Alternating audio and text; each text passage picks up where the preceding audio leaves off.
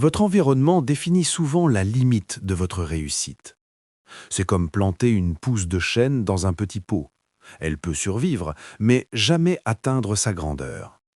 Pour grandir pleinement, il lui faut de l'espace. Pour vous, c'est pareil. Et par environnement, il ne s'agit pas seulement du lieu où vous vivez. Tout ce qui vous entoure influence votre énergie, vos décisions et vos résultats. Les objets inutiles, les tâches inachevées, les promesses non tenues, les distractions constantes. Tout cela drague votre énergie comme un vampire. Chaque élément inachevé ou chaotique vous retient. Il vous empêche d'avancer, il limite votre potentiel. Ce n'est pas seulement une question de physique, c'est aussi une question de psychologie. La vie ne vous donne que ce que vous tolérez. Si vous acceptez le manque de respect, vous le recevrez.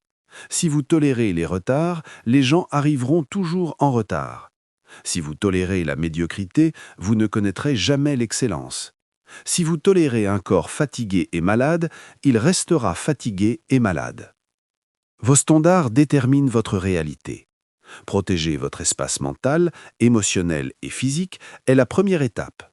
Pour vivre sans chaos, sans stress inutile. Créer un environnement qui soutient vos objectifs, c'est préparer le terrain pour que la discipline et la constance deviennent naturelles. Une routine ne suffit pas si votre environnement ne lui permet pas de s'installer. L'élan que vous tentez de créer ne durera que si votre espace est aligné avec vos ambitions. Chaque détail compte.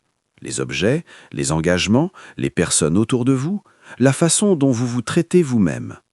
Un environnement préparé correctement transforme un effort ordinaire en résultat extraordinaire. Même un petit effort supplémentaire, appliqué dans un cadre structuré, peut accélérer vos résultats plus que vous ne l'imaginez.